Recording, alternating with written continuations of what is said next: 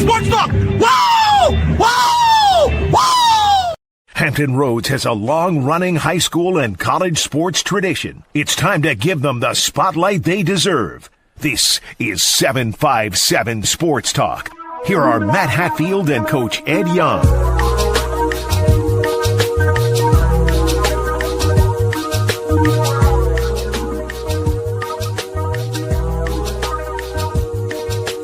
And we hope all of you had a wonderful holiday and a Merry Christmas with the Coach Ed Young. I am Matthew Hatfield.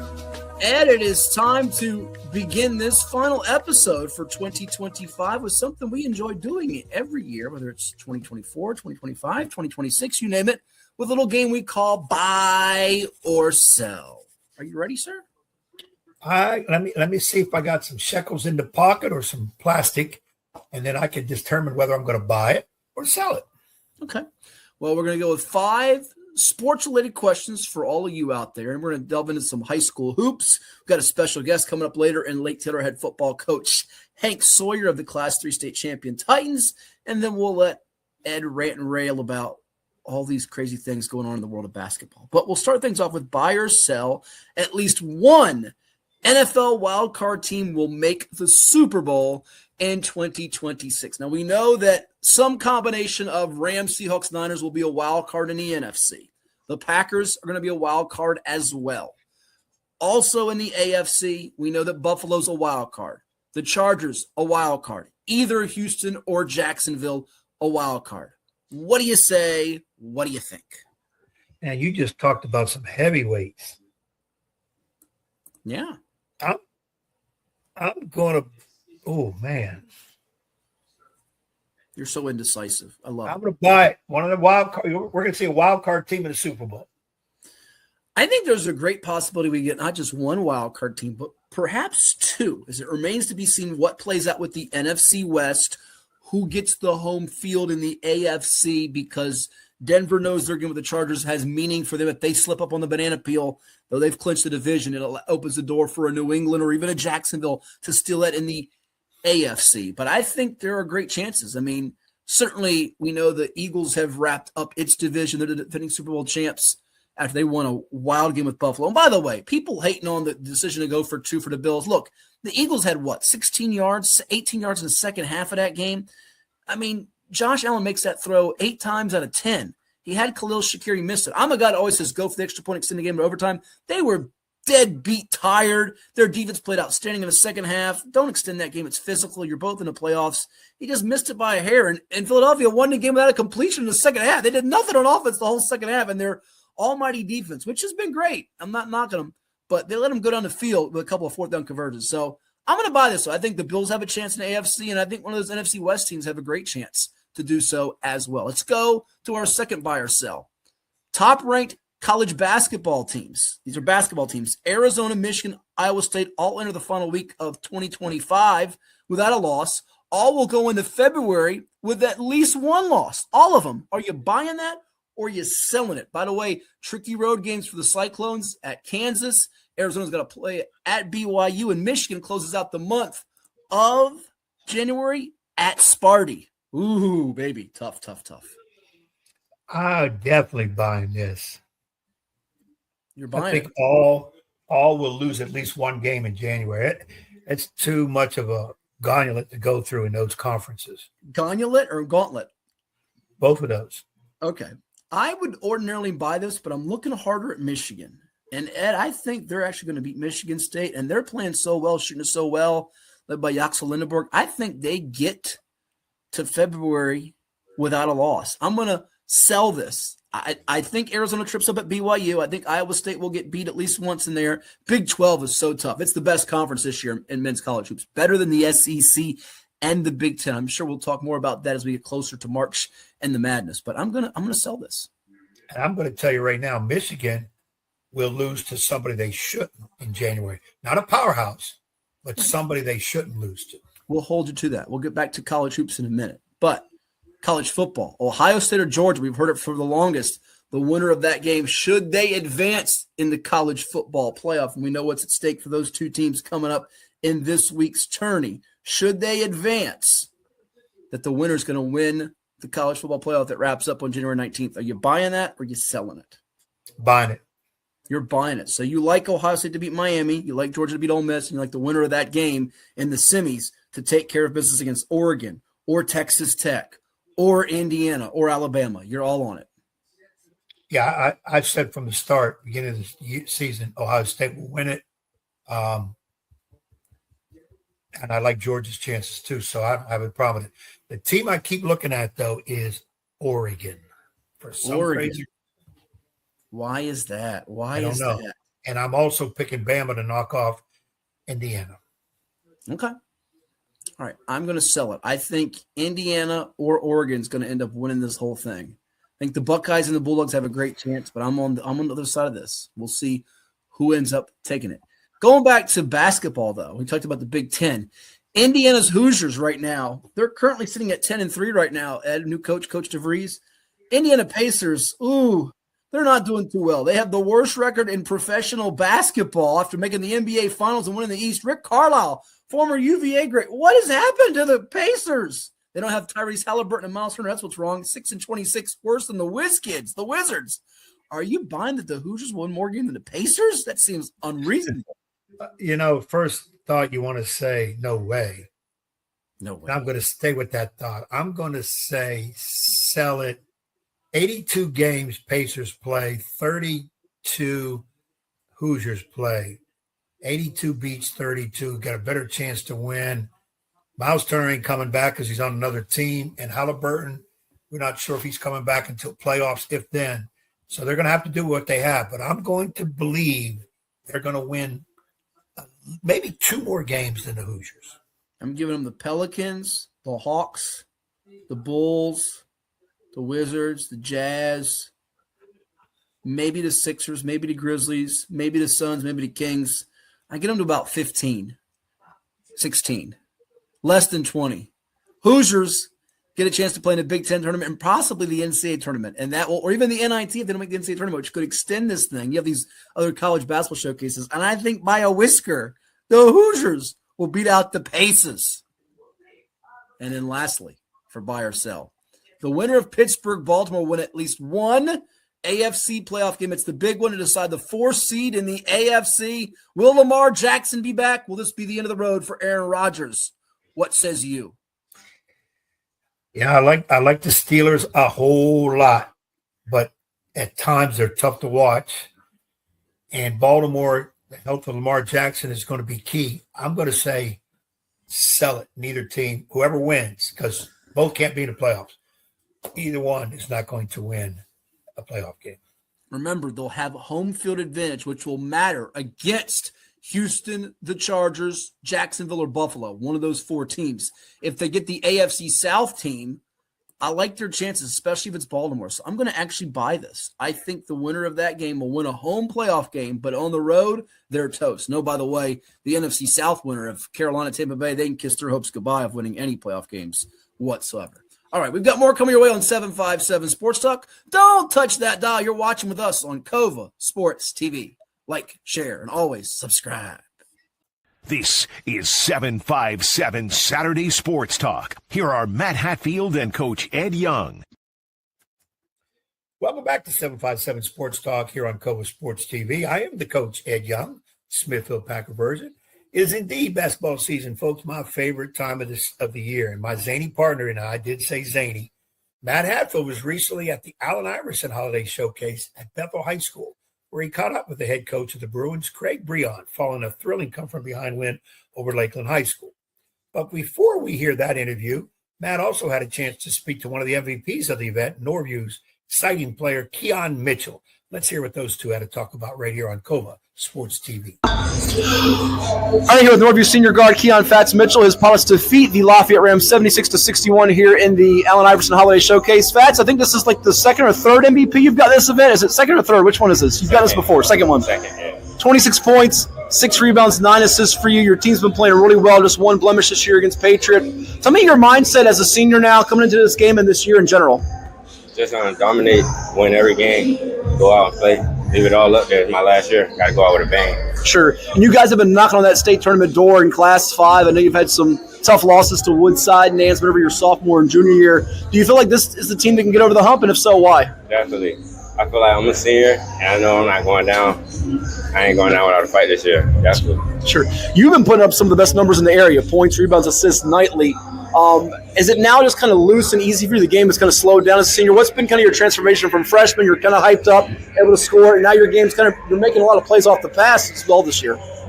Definitely. I feel like I got the game more control now that I'm a senior. I see the floor better. Mm-hmm. I just control the pace of the game. Mm-hmm. Do you take as much pride as leading the area in assists as you do points? And why is that?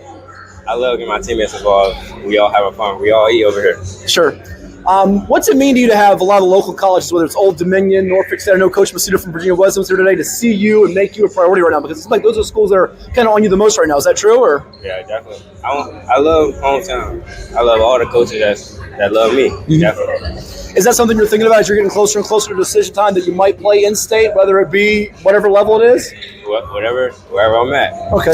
What's going to matter to you as you get closer and closer to that decision? What's going to be the things you prioritize? Definitely a bond and a great system that I can play under. Mm-hmm. You and Marty out there, Zamari and Mitchell, you're both Mitchells out there. It feels like off the bounce you guys are hard to check. How much has the chemistry grown from last year now? I know he was new to the team a season ago. Definitely. Well, we were playing since we were kids together, and he came last year. But last year, he came like right before the season, so we didn't really have the chemistry. Mm-hmm. This year, we had a summer to work. Definitely showing. Sure.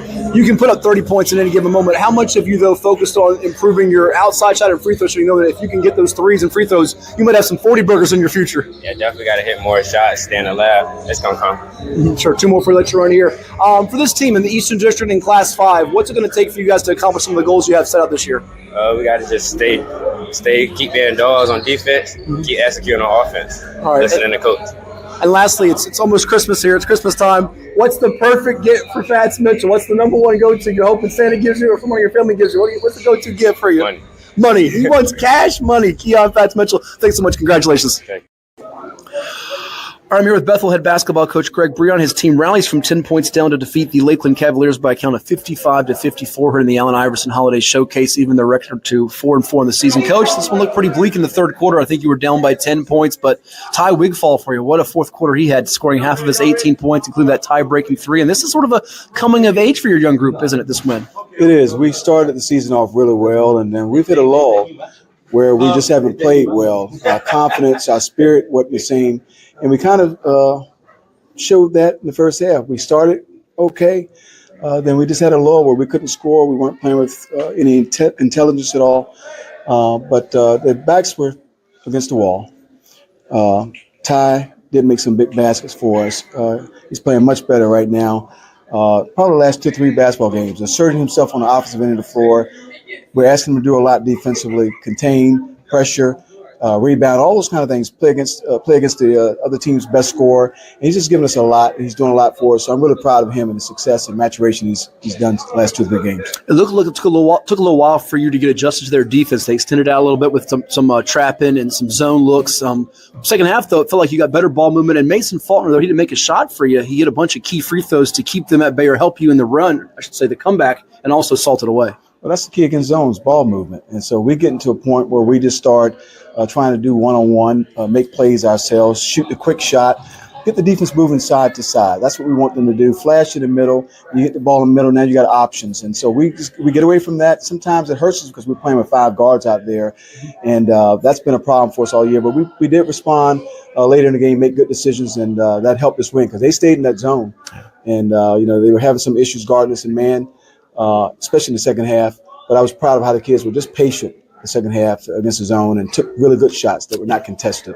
What's it mean to compete in showcases like this? Certainly you played at Woodside High School, lost to Princess Anne over the weekend. This Allen Iverson Holiday Showcase, it's neat to see a former MVP who was a legend here at Bethel and all the folks that come out for it. I know your kids take pride. And also you had a lot of former players, guys that are in college now like Marcus Banks and Farrell Lasser, Obi Okafor. You've got guys that played for you that are coaching with you like Cam Bako, Justin Ned. So I know this means a whole ton to you. It really does. I was really happy to see each and every one of our alumni. There's about 10 of them tonight. Some are currently still playing college ball and others are just going to school.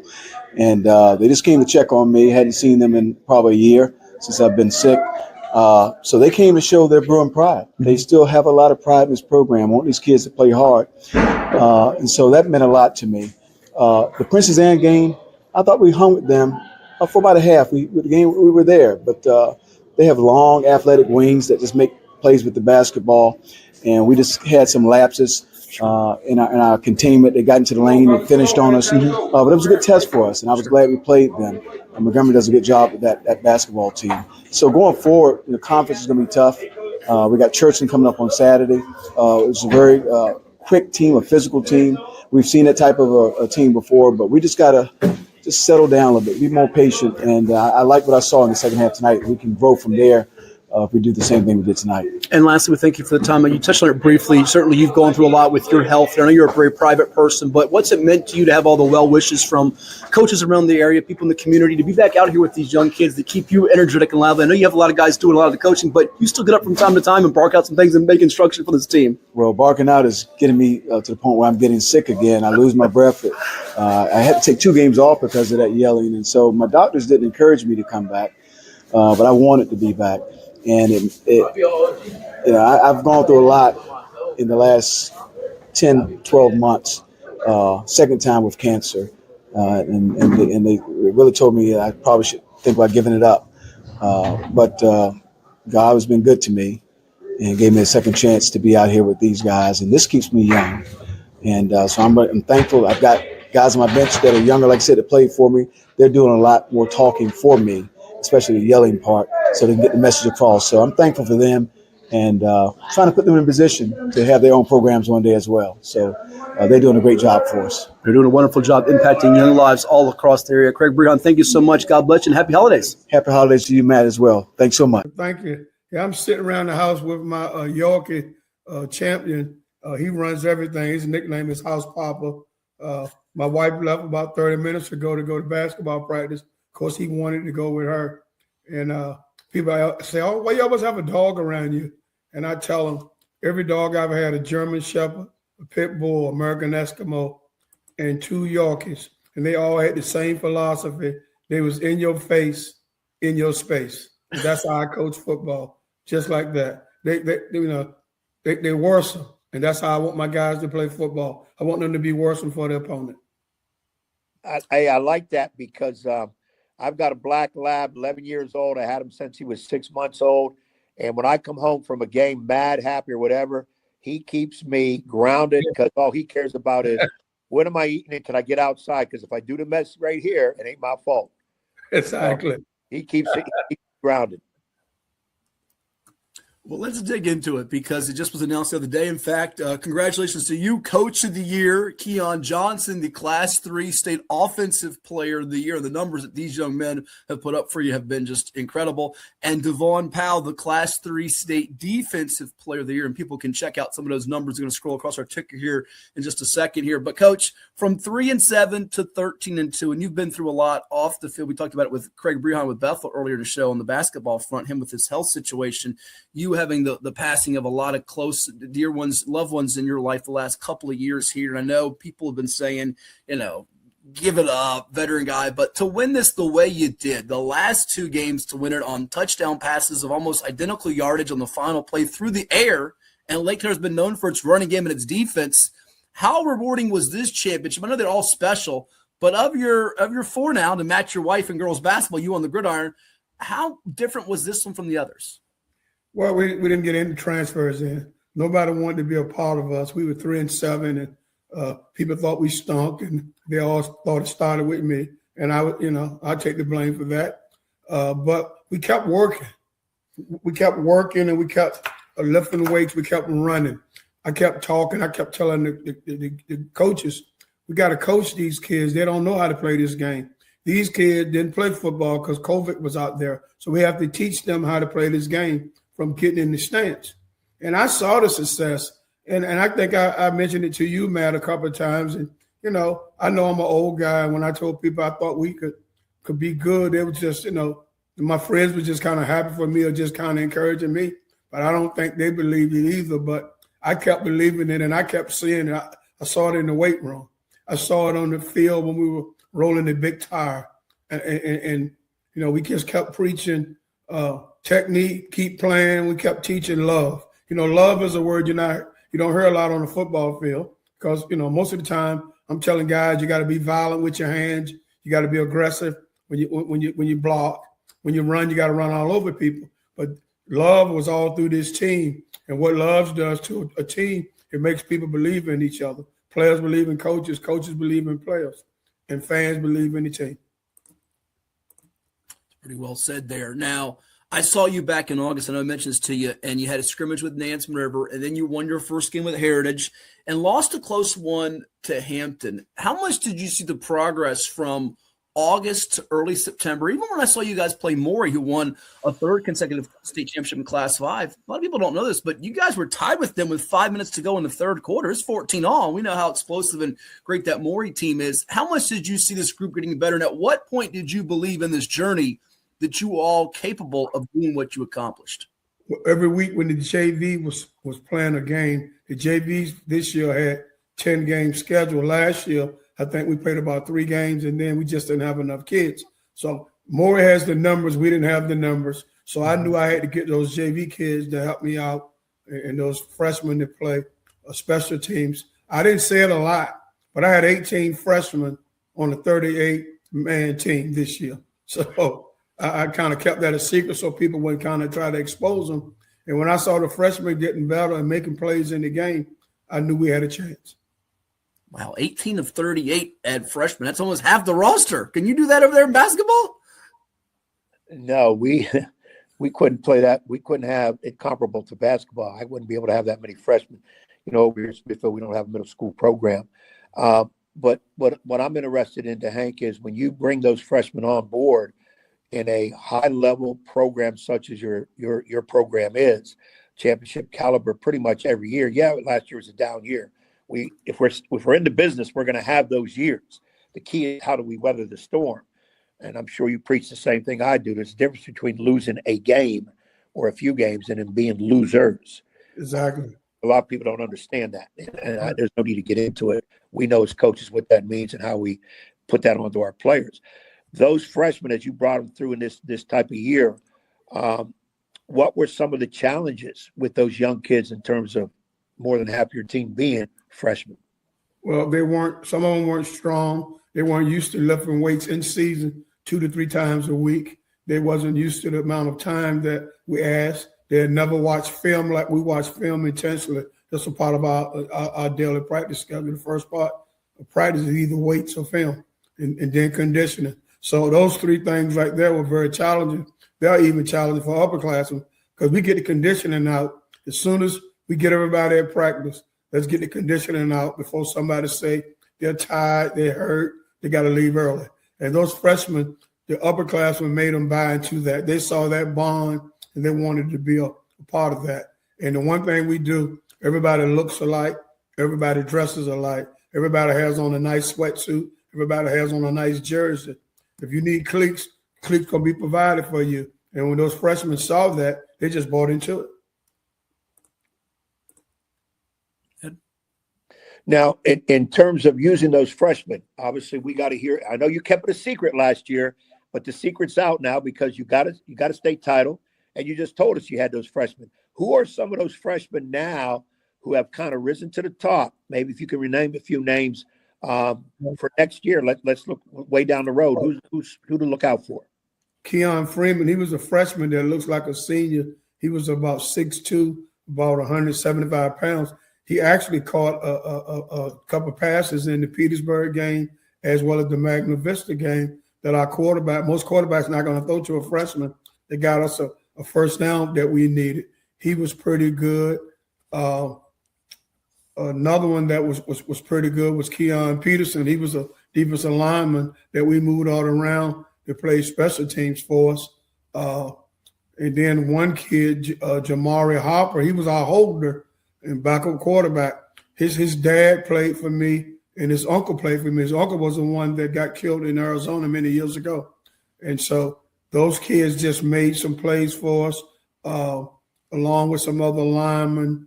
They all were freshmen. Hunter Jones, Terrion Craddock. They were kids that we could depend on, and they were kind of shocked that we were using them. And I would challenge them every day at practice. I was the mean guy because I was on those freshmen. Everybody kept saying, "What's going on?" I said, "Man, these guys, if we're to win, we're going to need these guys in the second season. And, they play special teams or play backup role, and a couple of them even end up starting for us. Keon Freeman ended up starting on both sides of the ball. We're chatting with Hank Sawyer, head football coach of the VHSL Class, 3-state champion Lake Taylor Titans, 13-2 on the season as they win at 48-42 over Kettle Run in double overtime. Our guest here on 757 Sports Talk on Cova Sports TV. Going from the freshmen to the seniors, because you're going to say goodbye to some awfully valuable players. Tell the audience what some of these guys meant, from the Keon Johnsons to the Devon Powells and those that went through the battles, because they really didn't have any playoff experience taste, except when they were freshmen. You guys lost to, I think it was Phoebus in the region finals, right? Ninth grade year? Right, exactly. They were part of that. Keon Johnson was more playing linebacker last couple of years. Then last year he kind of came on as a running back. When I met this guy was 5'1", 180 pounds, and I kept saying, y'all need to get that kid out my face now. Come on now. I like kids, but he's not a running back. And of course, he kept getting in the running back line, and he proved me wrong. And this year, he was first-team All-State linebacker, as first-team All-State running back, and Offensive Player of the Year.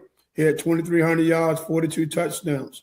And he had 2 pick sixes on defense, 5 interceptions, and 38 tackles for loss. And he just was a freak out there. Devon Powell I moved them after the Hampton game, and I don't know if he was buying it, but he says, okay, let's go with it. I don't think he liked it. I moved him to outside linebacker, and he ended up being the defensive player of the year with 33 sacks. Levante Hill was an outside linebacker last year. I put him at defensive tackle because his first step was very, very, very powerful and very, very quick. And he ended up second team All-State. Then we had Zion Knight, a big tackle. We ended up putting him on defense. Didn't play defense much at all. Last year we put him on defense, and he made some crucial plays in his second season in the Petersburg, Magna Vista, and the Kettle Run game. Jeremiah Furby, he was a kid. Jeremiah is 5'7", 180 pounds. Jeremiah played nose guard, inside linebacker, outside linebacker, as well as a free safety. He could check you, or he was strong enough to get up under you. And those kids just made plays. And I challenge the coaches every day. I know I probably was my coach's nightmare. I challenge them every day. Don't stand around. Coach them up. Coach them up. I expect what I expect every day. I'm probably – coaches don't like me during the season, and players don't like me during the season. But God got our back. And wherever he leads me, that I'll follow. And that's how I coach. Absolutely. We got a question from one of our Twitter, or X, I guess you call it now, fans out there. I'm not understanding the handle, so I'm just going to read the question for you. Coach, which championship game, I should say, of the 4 is most memorable? It's got to be the one that's most recent, right? Because you had some good ones. Stonebridge, Tuscarora, Salem. This one was the first to go to double OT, right? Well, the one with Salem that you lost, was that OT or double OT? Double OT. Double OT. Well, it's the first double OT that you won, right? Yeah, but this one was special just because the other games, the record was there. I mean, people, pick who they wanted to pick, and then you have haters that don't want you to win. But those other ones, we kind of knew where we were going and what the goal was. But this one, only the players and the coaches bought into it. No one thought we were gonna win those games. And our motto was keep winning it, keep winning it, keep playing, keep playing. At some point, you got to shorten the game. That's why we decided to run. You got to shorten it. You got to take time off the clock. And the crazy thing is, people think we can't throw the football. And if you look at our receivers' percentage of catching the ball when we needed to, it's something like 85% when we needed to go to them. And that's what's so important. They caught the ball when we needed it. And, everybody was playing the run, and we won the semifinals to get you to the state and the state championship game on the pass. The option to run really set it up. And all those guys, Majora Clark, he caught the ball when we needed it in the semifinals. And Kassan Heslin caught the ball in the state championships. I just saw the celebration there because I got soaking wet, so I was somewhere trying to dry off of the players and all. And that's the first time I saw that. And, the one thing that I learned many years ago, Bobby Bowden, Florida State coach, came to a church right there in the Kinsville area, and I had a chance. He signed, gave me a book. He signed, and I was asking him about success. He says if he was a high school coach, he would run some kind of option, and he would always keep it quiet what he was doing. He said because what you got to do is when all of them doubt you, you got to sneak in the back door. He's saying nothing wrong with sneaking in the back door because by the time they realize you pretty good, it's too late. Well, speak to that, and I'll let Ed follow up here because you guys run that twin veer at Lake Taylor, and I know you always use the phrase to help me with it. It's just like Nova can give it time, it's going to work, but you've made some tweaks and some alterations during the years too. But you've been able to evolve and adapt, but still stay to your true roots, correct? Yeah, well, I've had to make some changes with a lot of it, even on defense. Now you never know when we're going to be in man or we're going to have a free safety or whatever. And the reason they had to make the changes because America in high school, college, and pros, they're so pass happy now. Everybody want to throw the football. But if you look at all those teams that won, Verona, Maury, in the end, in the playoff games, state semifinals, in the finals, they ran the ball. They understand that you got to find some kind of way to shorten that game. And then that time of the year, the weather is not good for receivers catching the ball or the quarterback throwing it. And sometimes it's rainy out there. You get a bad center quarterback exchange. So I'm going to take what you – I honestly take what you give me, and that's my philosophy. I don't know if you're going to run it or throw it, but whatever you do, I'm going to try to make you do it fast. Titans did that well, Ed. 13-2 on the season. 4th state championship for Hank Sawyer and his crew as they got the Class 3 crown in double overtime over Kettle Run. Our guest here on 757 Sports Talk on Cova Sports TV. Like, share, and subscribe. Yeah, Hank, much has been said about this championship year. And I remember telling Matt in August when we had one of our podcasts about who are teams maybe to watch for and like who didn't have a good year. And I made a comment that I thought Lake Taylor will be in that conversation. And if they can get hot at the right time, look for them to go into the state playoffs. I just believe that. And, a lot of that's based on Hank Sawyer. I don't know your kids and what you have, but I'm big on programs, good programs, not highlight teams once in a while. And I know you have done that with your program, that you find a way to be involved in games. Speak to the situation where coming off the down year, and you've already kind of did it, but was there a game somewhere where when you went home, you said to Sandra, hey, we're going to win this thing. We definitely can win this. Was it a moment in practice, a conversation with some of the youngsters? Was there a particular point for you? Well, after the Hampton High game, I thought that quarterback was the type of quarterback that was just, unbelievable. He was good. He could throw it. He could run it. He could put a team on his back. And I felt like we didn't tackle him real well. Had we tackled him, we would have won that game. And every week, on Sunday when we met, and the coaches would watch film and they would give me the scout report, and they always tell me how good everybody quarterback was. And I was always say, is he as good as Hampton High's quarterback? And they would say, well, no. I said, well, we're going to be all right there because I thought that kid was phenomenal. Woodrow don't even know it, but I went to see him a few games just to watch his quarterback. So after the Hampton High game, I thought, we could be pretty good. We just got to break this thing down and coach these kids up.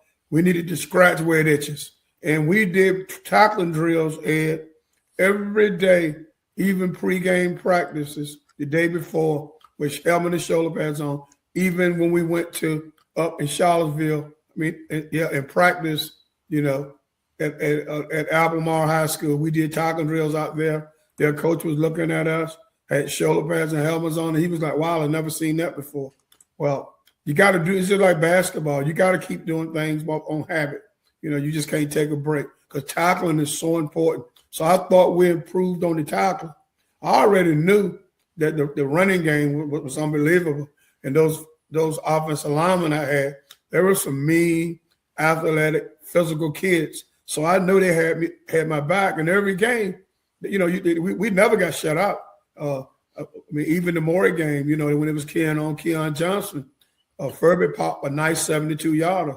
And we took some chances in that game because we fumbled the ball or we got behind. And that game helped us as well, This is 757 Saturday Sports Talk with Matt Hatfield and Coach Ed Young. And welcome back to 757 Sports Talk here on Cobra Sports TV. I am the coach, Ed Young of the Smithfield Packers. There's a big matchup coming up on the hardwood this Friday, January 2nd in Newport News, when the Hampton Crabbers visit Woodside Wolverines in a Peninsula District showdown. My partner, Matt Hatfield, recently spoke with both of these coaches, Stefan Welsh of Woodside, Eric Brown of Hampton, when they both participated in holiday showcases. Let's see what both coaches had to say along with Matt right here on Cobra Sports TV. All right, here with Woodside head basketball coach Stefan Welsh. His team wins 62-47 over the Massaponax Panthers here in the Woodside Way Hoop Showcase nightcap. Coach, I know there was extra incentive playing a Massaponax team that was ranked number 1 by us in Virginia Preps in Class 5. You guys, not that far off, and you've been in the championship round a couple of times at state semis, I think each of the last 3 years. It's a first quarter physical game, a couple of calls that were let go. How did you guys respond from what did you see from your youngsters that have come back and played tonight in this game? I mean, we pride ourselves on building a championship culture. It took us a while to get here, and all these guys have played in a lot of big games, right? This was just another one of those. In games like this, emotions are always going to be high. Massaponax is well coached. Obviously we've seen the rankings. They were number 1 in the state, but I think that we got something to say about that too. We grind. We stay in our own lane, and we see everything everybody's saying, and we take it as total disrespect. Sure. And when it's all said and done, these guys will work hard enough and they'll get the respect they deserve. Well, even though you graduated guys like Silas Barksdale, who's at UVA, Messiah Wells, your point guard, your main star coming back, and Donnell Deuce Jarrett gets his 4th foul in the third quarter. It's a 2-point game. How crucial was it to get that lead up to 8? Hit a couple of big threes. I think it was Trent Smalling as well as Jaden Dietrich for you to push it up, and you got momentum from there. Man, all those guys, Jaden, Deuce, Trent, MJ, Santos, transfer from Lafayette, Maury. I mean, those guys have played a lot of big minutes, right? And now it was just their turn to step into their roles and become who they are. And I tell people all the time, I had to learn how to coach with a big like Silas. I didn't have to learn how to coach with a lot of guys that's built like me. And so this is a very exciting team. We're going to play fast. We're going to shoot a lot of threes. We're going to play together. And as long as we keep grinding, we'll get to exactly where we want to be. So let me follow up with that. Does this team fit more of your play style and coach style? Because we know when you played back in the day before you went to Arkansas, you were known as a knockdown three-point shooter. You got guys all over the floor can space and knock it down from distance. Absolutely. Like I said, I ain't have to learn how to coach guards. I'm a guard, you know what I mean? So when you look up at the makeup of our team, all our guards are in between 6'3" and 6'4". All of them could dribble, pass, and shoot and make high-level decisions on the fly. We're just scratching the surface. All my starters, I haven't had my starters together since October 22nd in the CBG, right? This is the first game where I've had all my guys. I haven't had a practice yet with all the guys. So, I mean, to get a win like this against a team like that when you haven't had all of your guys together one time, I mean, that speaks volumes to what we're going to be when it's all said and done. I tell people all the time, too, I scheduled the hardest schedule that I've had since I've been here at Woodside. Right, that was by design. I believe in these guys. These guys believe in themselves, and at the end of the day, we're gonna make people believe in us. Yeah, last year, I think the thing that also goes under is just how good your defense, your intensity from the first quarter to the second quarter on was locked down. It was incredible, and they had a couple guys that played well. Trey Bowler, number 5 for them, but number 3 for him, Colin Bowles, the guard. It felt like you guys wanted to make his airspace tight him and get him uncomfortable. Was that part of the game plan? Absolutely. Coming in, we knew that he a guy that really, really makes shots, right? And so we want to limit his catches as far as being open when he catch it. We want to make him a driver, make him make decisions off the bounce. We know that he can key from deep. I thought we did a phenomenal job with that. Yeah. Like I said, this group, I mean, all 11 of them honor roll students, so actually they're high-level thinkers, right? So we can do a lot of different things in our coverages because all of them are extremely smart. You know what I mean? And I think, like I said, when it's all said and done, obviously we see everything everybody's saying. And at the end of the day, people are going to wish that they gave us the respect we deserve. Absolutely. Before we finish up on that, though, 4:32 to go, Smalling goes in for a dunk. It was a hard, nasty foul. How is he, by the way? That could have been really ugly.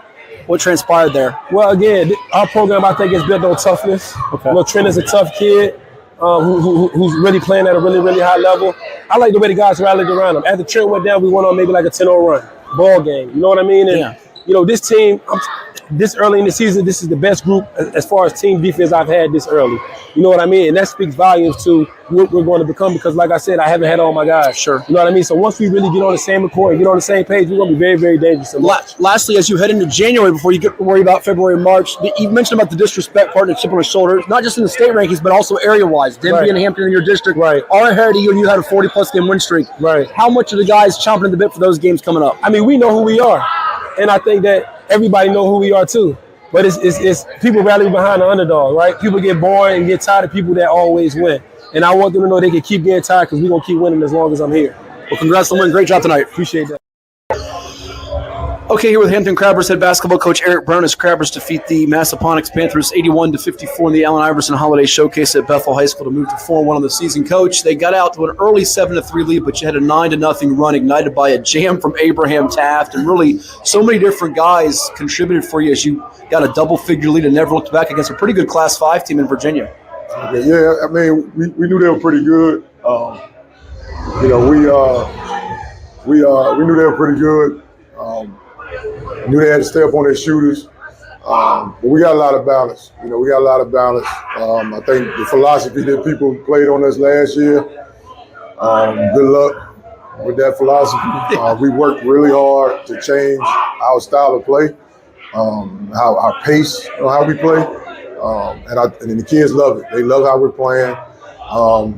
But the seniors are leading us, and that's what we really need. The seniors are leading us. We won a state championship a couple years ago. Malik Johnson goes down to ECSU. You do return the bigs that played football this year, and Abraham Taft and Gavin Kay. But you were right. People thought we can zone the Crabbers up. They don't shoot it on guards. You've got shooters. You've got guards. You've got bigs. You have depth. You're athletic. You seem to have all the components you need to make a deep run in Class 4. And I know there's a lot of good teams in Class 4, including one that beat you to start the season in Denby. But what do you like most about this team right now? What I like most about them is they don't care who shines each game.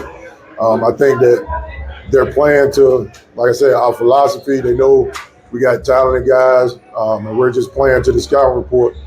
We know Gavin's going to create a lot of gravity inside, so, we're trying to pull as much people outside as we can. But what I like the most is we're guarding. We're guarding. I think Jawan Tucker is playing outstanding basketball for us right now. He has been the one guy that came off the football field and he was tired, but he was ready to go. Mm-hmm. He's been at 15 points every game, but probably this game. But he has such a responsibility to this game of chasing that kid around that I knew he would use most of his energy on defense. And but Tuck's playing really well. Yeah, his defense bleeds over to the offensive side of the floor. You see he's having so much success and effortless there. And Joshua Rice, getting him back from Texas makes a big difference, doesn't it? Yeah, that makes a huge difference because Josh is a natural leader.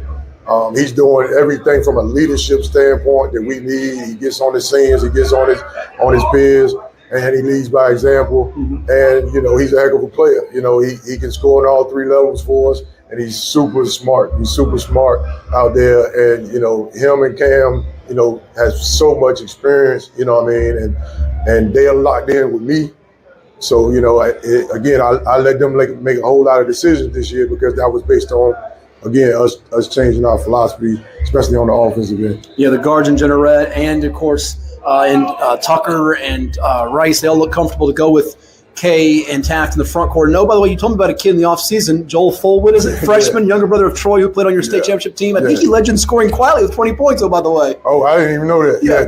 Yeah, Joel is – he's got the benefit that he's playing with Lions and ain't nobody looking at him. Right. But he can really score. The kid can really score. He's learning a lot. But this kid is a talented kid. I think he has a super future.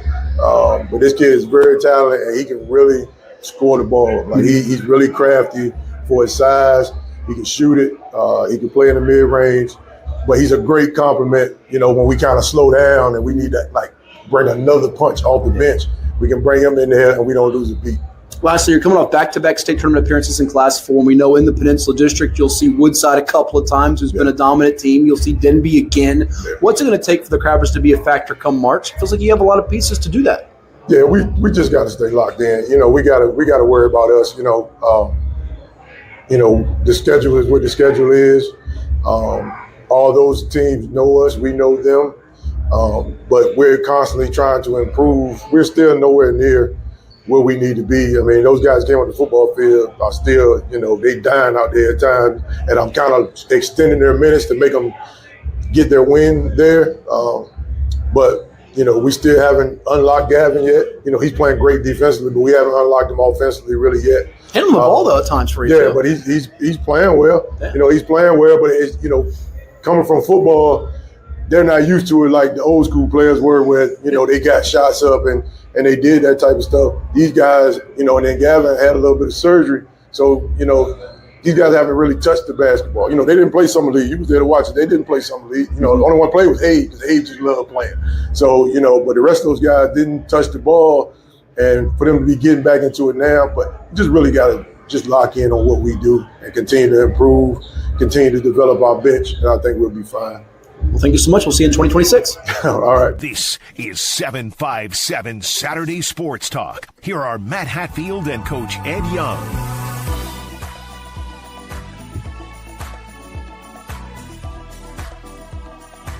And we welcome you back to 757 Sports Talk. Like, share, and subscribe to Cova Sports TV wherever you are. Ed, an interesting story in college basketball / the NBA is reported widespread now because the Baylor Bears have got a 7-foot center by the name of James Nagy, the number 31 overall pick in the 2023 NBA draft, coming to the Bears, according to On3 Sports. The 21-year-old big man will play the second half of the season. Has been granted 4 years of eligibility by the NCAA. You say, how is this possible? How is this possible? How is this possible? Well, before we give you answers on how it's possible, it has drawn the ire of several big-name coaches in the sport, including Michigan State's Tom Izzo. Here's what he had to say.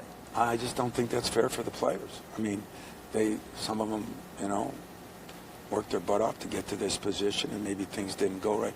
I'm a little surprised. I got to call into Scott. I'm anxious to see what he tells me. I'm not saying that we're holier than thou art or anybody should not do this or that, but if we're dipping into that one, if it's like I'm reading or hearing, I don't read it because I don't go on Twitter, but when I'm hearing, and now we're taking guys that were drafted in the NBA and everything, I said it to you a month and a half ago. Come on, Magic and Gary, let's go, baby. Let's do it. Why not? I mean, if that's what we're going to, shame on the NCAA. Shame on the coaches too, but shame on the NCAA, because coaches are going to do what they got to do, I guess. But the NCAA is the one, those people in those committees that are making those decisions to allow something so ridiculous and not think of the kid. So everybody talks about me thinking of my program or selfish. No, get that straight for all of you. I'm thinking of what is best for my son if he was in that position. And I just don't agree with it. So there you go. That was Tom Izzo. And now the lines are really blurred in basketball as far as pro and college hoops, Ed, because in the case of Nagy, the 21-year-old Nigerian big man was drafted by the Pistons. His rights were moved to Charlotte. Despite being drafted, he never signed a standard NBA contract and actually was part of that deal, the three-team trade with Karl Anthony Towns. And now there's reports about Chicago Bulls two-way guard Trenton Flowers drawing attention from major college programs. What do you make of this? It seems like this is impossible or shouldn't be possible, right? As you roll your eyes and shake your head. It's just more acts in the circus, which we would like because we all like the circus. Unfortunately, this is college basketball. Normally, I would just start throwing things and cussing, but I'm getting numb to it because it's like, what stupid thing is coming next? Najee, matter of fact, he played at Carolina, if I'm not mistaken. Don't remember him much, but he was drafted. But you said he didn't sign a contract, never played any minutes in the NBA. Therefore, he's only 21. He has college eligibility. NCAA says, what can we do? We're going to make him eligible, and he signs with Baylor. Well, we got to, again, put more, we got to do some restriction. I think once back in the day when you entered the NBA draft, you had X amount of time to get out. Once that timeline passed, you couldn't come back to school. You were stuck. It hadn't even been drafted yet, which I always thought that was a little crazy, but it was a rule. Apparently, we don't have that rule no more. Long gone. And we used to have, once you sign a professional contract, you lose amateur status automatically. Apparently that's out the door now because I guess college guys are considered pros since they make money. It's just ridiculous. It's getting more ridiculous, and I'm just tired of it. Well, we'll revisit this in 2026, but it is worth noting that if you've played in an NBA regular season game like Flowers has, it doesn't mean that you're granted eligibility yet by the NCAA, but stay tuned because more's coming on this in the coming days and months and weeks, I'm quite sure. So that's going to do it for this episode. We thank you all for watching. Have a happy 2026. Be safe. No drinking and driving, and we'll talk to you when we turn the calendar to January right here on COVA Sports TV. So see you next year.